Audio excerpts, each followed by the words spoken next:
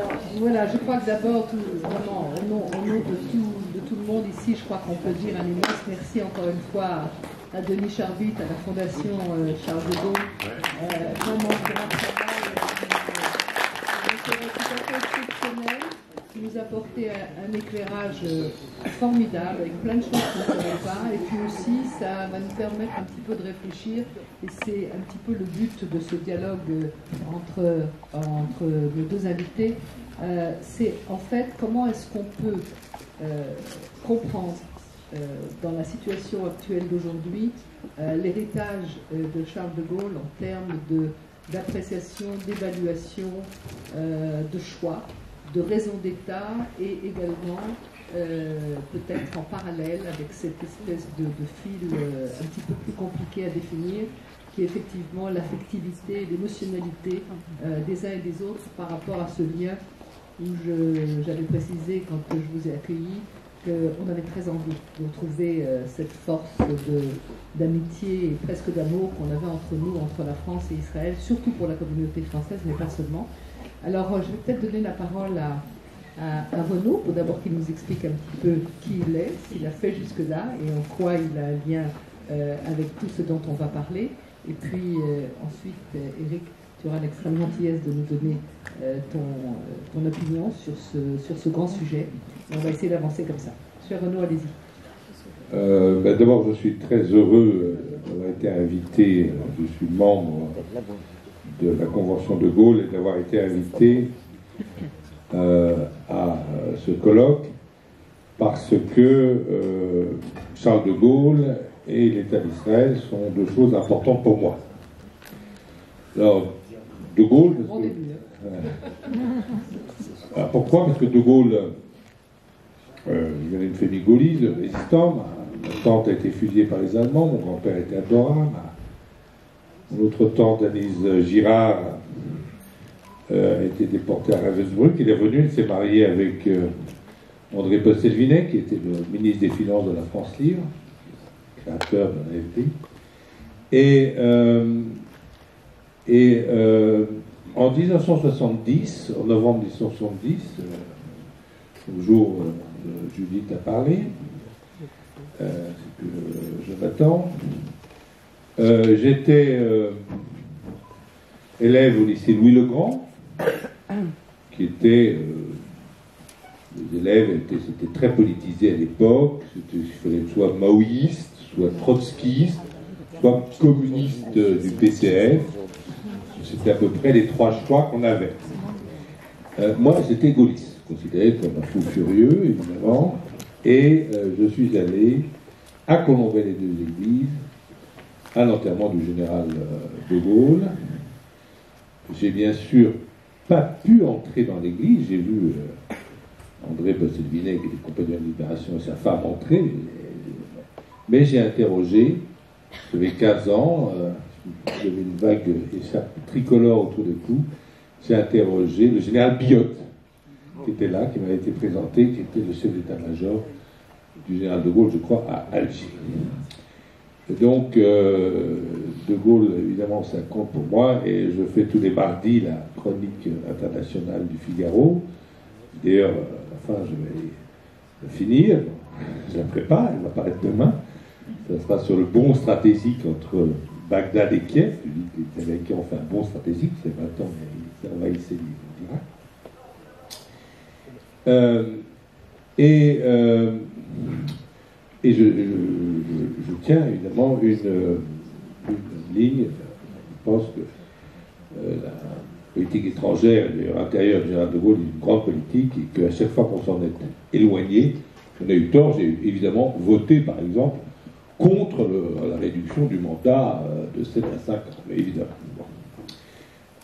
Mais je pense que de Gaulle était européen, pro-européen en fait, et j'ai, en tant que gaulliste, et je ne suis pas le seul d'ailleurs, avoir voté 2 fois au référendum pour l'Europe.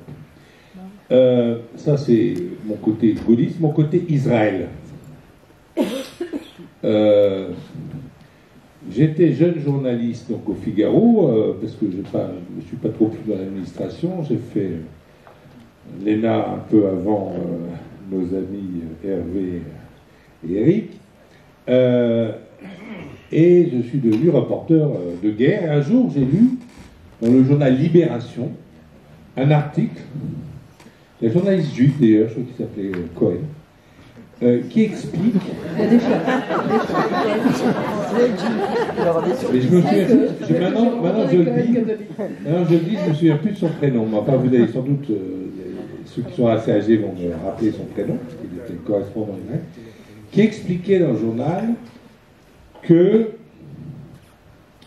l'armée, que Tsahal se comportait au Liban comme la Wehrmacht en Pologne. Alors là, j'ai dit, trop c'est trop. Ça me rappelait 68 dans le quartier latin, où j'étais déjà politisé, déjà gaulliste, où les étudiants criaient, j'étais à l'école alsacienne, criaient CRS, SS. Et moi je disais à mes amis, j'avais 13 ans, mais est-ce que ces étudiants ont fait un peu d'histoire? Est-ce qu'ils savent ce que sont les SS? C'était derrière les barricades, mais moi je disais pas ça. Et donc,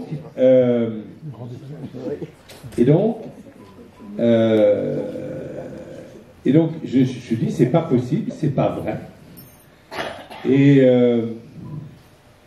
je suis allé, donc j'ai dit au Figaro, j'ai dit, j'avais le titre, toujours d'ailleurs de grand reporter, je pouvais un peu aller où je voulais, quoi, et j'ai dit, mais j'ai envie de, c'est pas possible, comment on peut dire ça?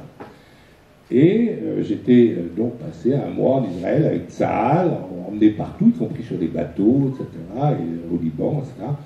Et j'ai vu évidemment que c'était une armée de citoyens et qu'elle n'avait évidemment rien à voir avec, qu'on avait même le droit de dissidence à l'intérieur de cette armée, et qu'il fallait obéir aux ordres, bien sûr, qu'on avait le droit de dissidence sur les objectifs, etc.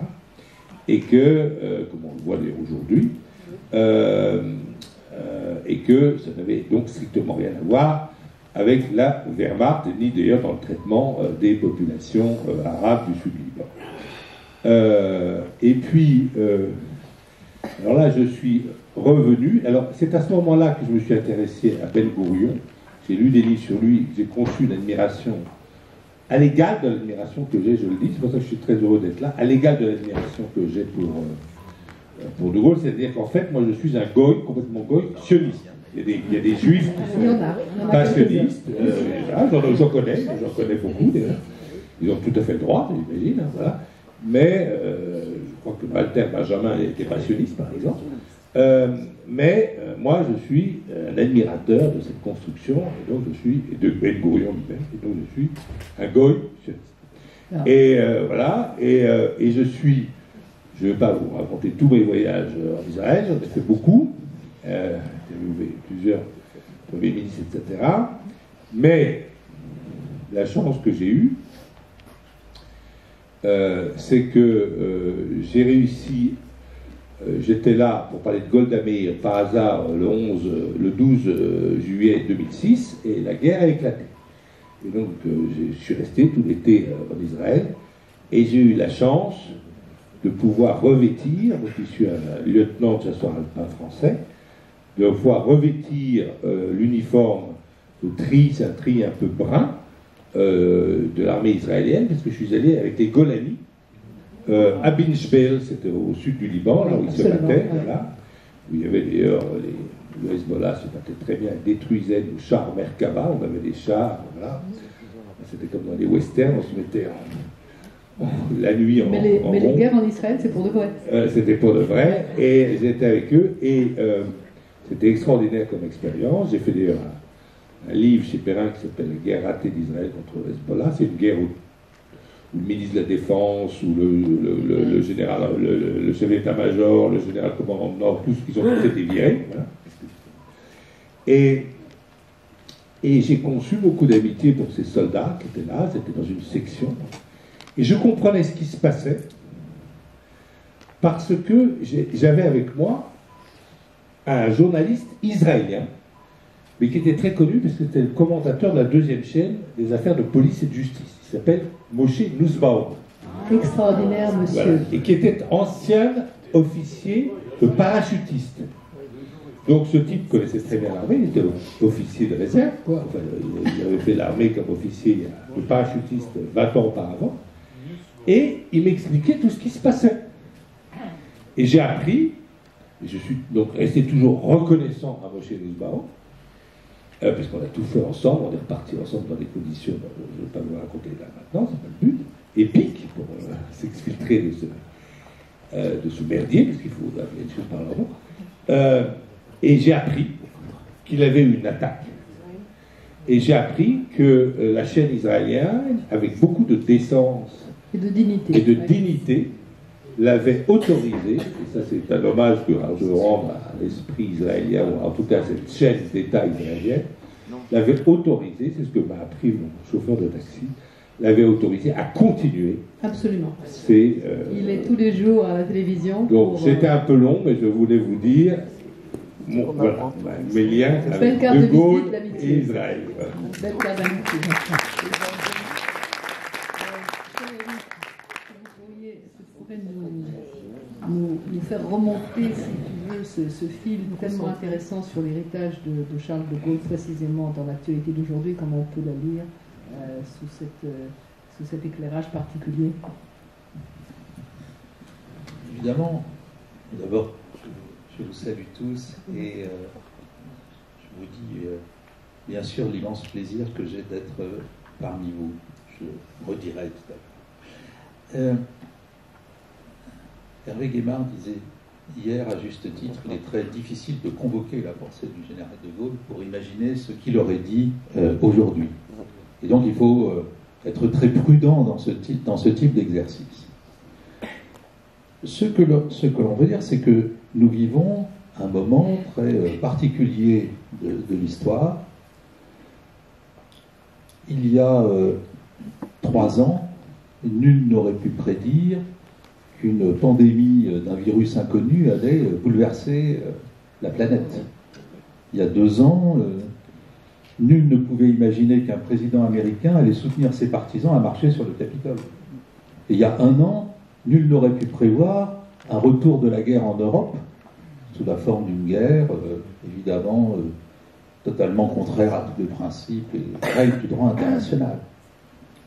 Donc, ce qui est intéressant dans l'actualité de ce monde qui est devenu comme ça imprévisible et assez chaotique, c'est qu'on a aussi une difficulté à prévoir les choses dans le futur. Je veux dire que personne ne peut ici dire ce que sera la relation entre, je sais pas, l'Iran et l'Arabie Saoudite dans 1 an, et personne ne peut se hasarder ici à dire, je sais pas moi, quelle sera, je sais pas, dans 2 ans, la relation entre les États-Unis et la Chine. Voilà. Donc on est vraiment dans quelque chose où il y a une imprévisibilité et un grand désordre et presque un chaos. Eh bien, je pense que c'est exactement le type de situation où le général de Gaulle excellait. C'est-à-dire que, se sortant, en analysant la situation et en essayant de tenir bon sur un certain nombre de repères. Encore une fois, je ne vais pas convoquer sa pensée en imaginant ce qu'il en aurait dit, mais du point de vue de la méthode. Qu'est-ce que nous pouvons constater? D'abord, une incroyable capacité d'anticipation sur les guerres à venir. Après tout, l'armée de métier, on voit tout ce qu'il dit dans l'entre-deux-guerres. Et donc, ce qui nous manque peut-être aujourd'hui, c'est une capacité comparable à la sienne à prévoir les guerres du futur et à se mettre en position de les mener, voire de les gagner. Alors on pense effectivement à tous les efforts pour anticiper les guerres qui sont évidemment en même temps que des guerres classiques, on le voit en Ukraine aujourd'hui, il y a des dimensions totalement nouvelles. Les guerres sont devenues asymétriques, cyber, informationnelles, etc. Et avec des acteurs non étatiques, tout ce que vous voulez. Je pense qu'il manque toujours la capacité d'anticipation qu'il a eue, lorsqu'il parle encore une fois des guerres à venir, ça manque aujourd'hui, même si énormément de travaux sont menés sur le sujet. Je pense ensuite que ce qui est difficile aujourd'hui, c'est de tenir une ligne comme il a toujours tenu, c'est-à-dire être fidèle à soi-même et ne pas transiger sur un certain nombre de choses qui font l'esprit, l'âme et, il aurait dit sans doute, la grandeur de la France. Et c'est compliqué cette histoire parce que nous sommes aujourd'hui dans un monde totalement interdépendant. Et donc il faut regarder c'est quoi la notion d'indépendance dans un monde qui est interdépendant. Et les crises que nous avons traversées, y compris le Covid, etc., sur les chaînes de valeur, sur la dépendance aux vaccins extérieurs, sur la dépendance des armes, sur les alliances militaires, tout cela, je pense, mériterait une réévaluation en pensant à lui, pourrait-on dire. C'est-à-dire, comment être nous-mêmes et le rester, comment être lucide, protéger nos intérêts politiques, évidemment économiques, sans aucune naïveté, travailler aussi la question identitaire qui est aujourd'hui centrale parce que à l'époque de De Gaulle, il y a les sociétés sont moins multiculturelles, moins mélangées, etc. Elles sont plus homogènes. Ce qui d'ailleurs permet au général de Gaulle d'être sans doute un des derniers, je pense le dernier en France, à oser parler de la psychologie des peuples. C'est le dernier qui est capable de dire les Russes sont comme ça, les Italiens sont comme ça, les Juifs sont comme ça, et les Arabes sont comme ça. Aujourd'hui, plus personne ne peut faire ça. D'abord parce que ce serait politiquement incorrect, mais aussi parce que, en fait, nous vivons dans des sociétés très mélangées, identitairement. Et donc dire, ben voilà, la France, ou les Français aujourd'hui, c'est ça, ben, c'est très compliqué. Et d'ailleurs, toutes les élections aujourd'hui, enfin depuis 30 ans, elles tournent toujours autour d'une seule question. C'est quoi la France? C'est quoi l'Europe? Et à partir de là, tout se découvre. Voilà. Et donc, je crois aussi que toutes ces questions qu'il faut traiter sans complaisance, et l'absence de complaisance d'un homme comme le général de Gaulle nous manque, je crois aussi que il faut essayer de garder dans tout ce chaos une approche qui m'a toujours paru extraordinaire chez lui, c'est que à partir de la conscience très forte de là d'où il parle, toute sa parole vers l'extérieur est empreinte d'humanisme, d'attention à l'autre et de capacité à projeter des valeurs qui permettent la mise en place de liens extrêmement forts, voire de fraternité et de respect d'autrui, sans lesquels, sans doute, la France que nous aimons perd ou perdrait l'essentiel de son message au monde. Alors vous parlez évidemment des valeurs, et je pense qu'il y a un gros problème aujourd'hui parce que ces valeurs sont transportées, déformées par le troisième pouvoir, qui est le pouvoir des médias. Et dans ce domaine-là, je pense que très franchement, lorsqu'on voit la déformation, à la fois, comme vous l'avez souligné, il y a même quelques décennies, sur ce qui se passait au Liban, mais sur ce qui se passe aujourd'hui, surtout en Israël, on est particulièrement sensible à cela parce que effectivement, quoi qu'on fasse et quoi qu'on fasse vraiment pour se défendre, on bénéficie toujours d'une presse épouvantable qui nous regarde véritablement comme des criminels de guerre. Et ça, évidemment, c'est tout à fait insupportable pour nous.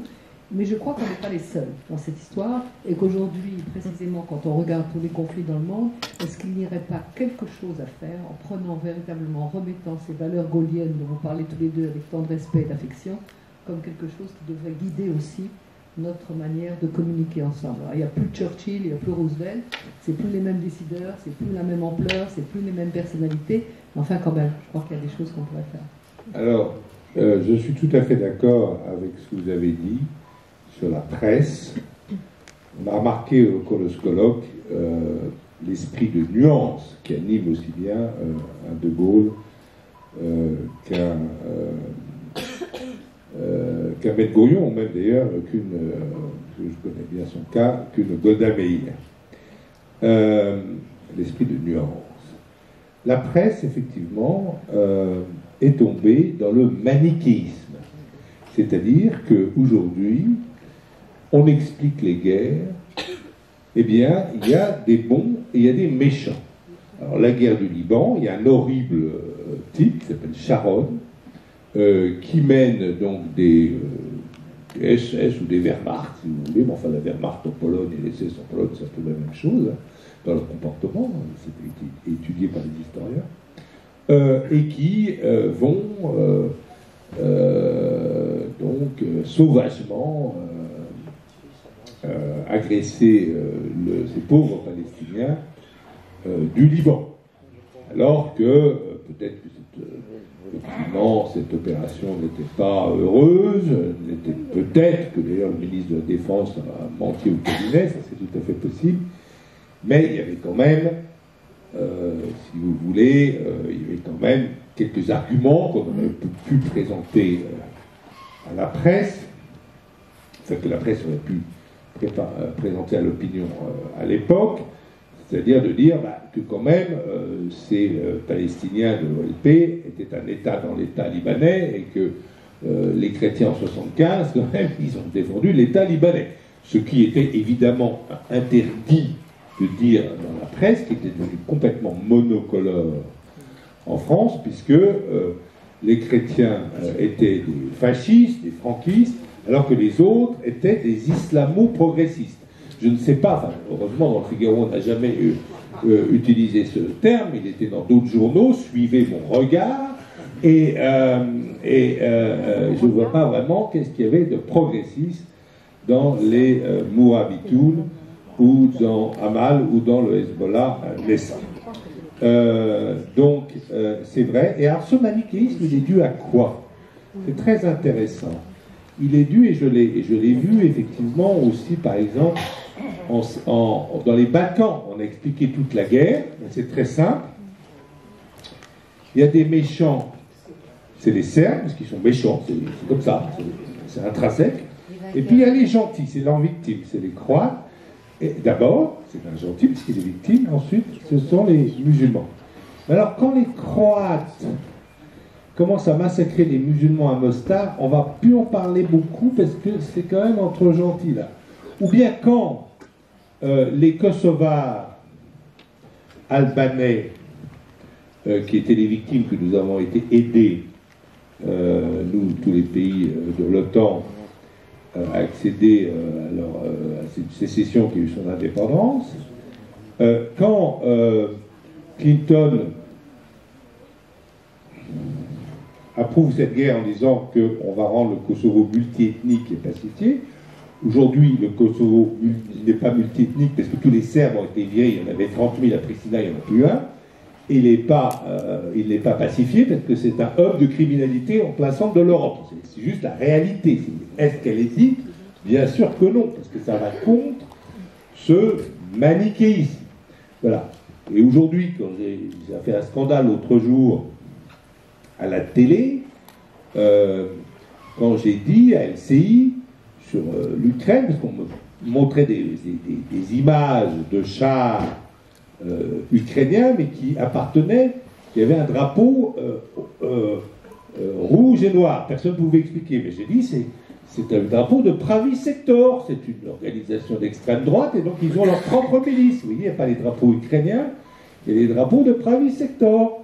Voilà, c'est des gens qui admirent Bandera. Les bandéristes, puisqu'on est en Israël, ont tué 300 intellectuels juifs à Lvov, fin juin 1941, il n'y avait pas un Allemand dans la ville. Hein. Voilà. Et voilà, très bien, ils sont là. Et alors, les gens disent, mais dans ces territoires-là, il y a pas mal de populations qui sont pro-russes. Je dis oui, sans doute, peut-être. C'est le travail de votre reporter qui l'a montré. Et alors, je dis, il y a peut-être une provocation de la part de ces gens de Pravi Sector, parce que sur leurs anciens blindés